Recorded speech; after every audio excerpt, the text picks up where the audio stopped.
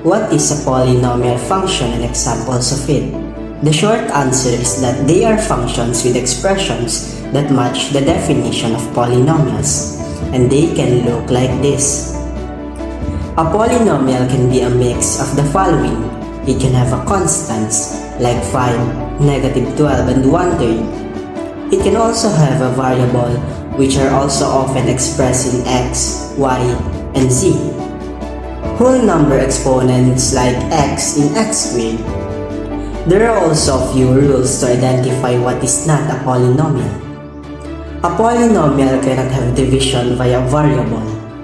If you think about it from the laws of exponents, division by a variable is equivalent to having a negative exponent. Also, polynomials mean many terms but not infinite terms. This is important to remember just in case your teacher throws you a trick question. So in short, polynomials can have constants, variables, and infinity terms. What is Rational Zero Theorem?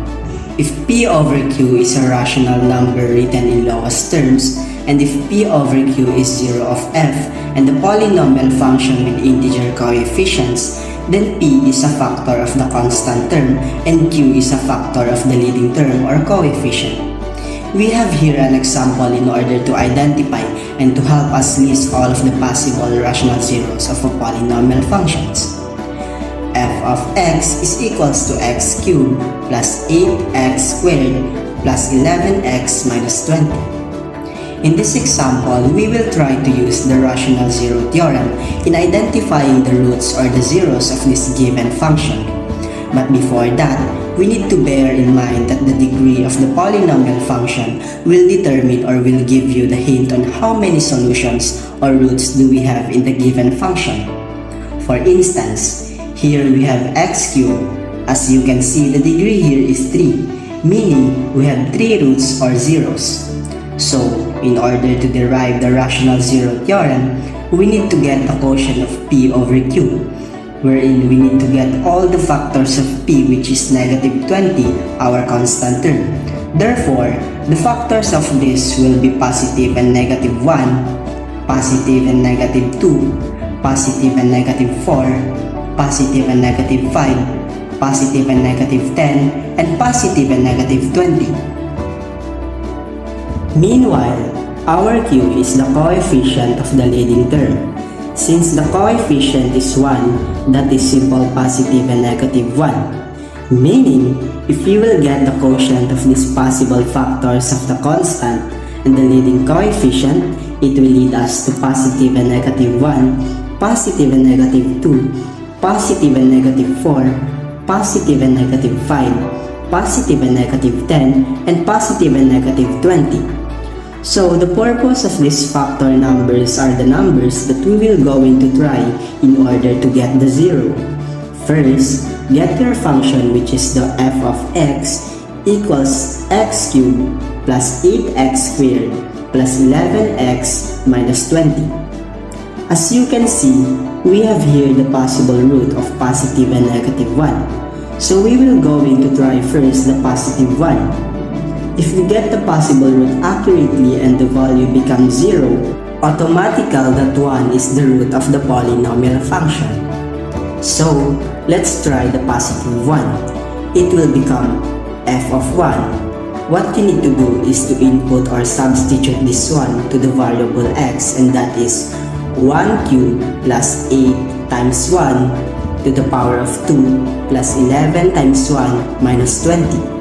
And simplifying this, your f of 1 is equals to 1 plus 8 plus 11 minus 20.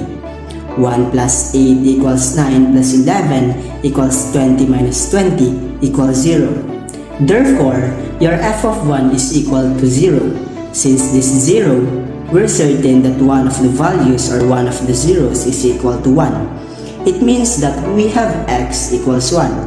Now after this, since we used the Rational Zero Theorem to get the first factor and evaluated it in a given function, it became 0. We will then use our knowledge about the synthetic division for us to get the other zeros.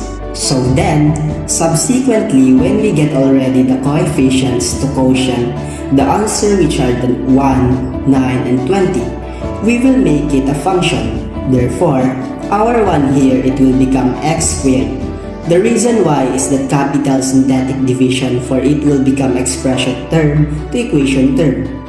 We will just need to subtract the exponent from the leading term, which is 3, then subtract it to 1. So 3 minus 1 equals 2 squared. Therefore, it will become quadratic. X squared plus 9x plus 20 equals 0. So, this will be our equation. As you can notice from here, this equation is quadratic, wherein we can factor out this quadratic equation and it will become x plus 4, x plus 5 equals 0. We get the 4 and 5 here because of the factors of 20 and the sum is 9. To become x plus 4 equals 0, we equated both factors by 0, the x plus 5 equals 0. Solve for x, transpose this to the other side, it will become x equals negative 4. Then, transpose this one into the other side, it will become x equals negative 5. This means, since we've got negative 4 and negative 5, meaning the other that includes in 0 or the one that includes in solution is x equals 1. The values here are negative 4 and negative 5. X equals 1, negative 4, and negative 5. Earlier, since we're adding degrees 3, automatic, we have 3 different roots or zeros. Therefore, the zeros are 1, negative 4, and negative 5. We have already got all the zeros of the polynomial functions.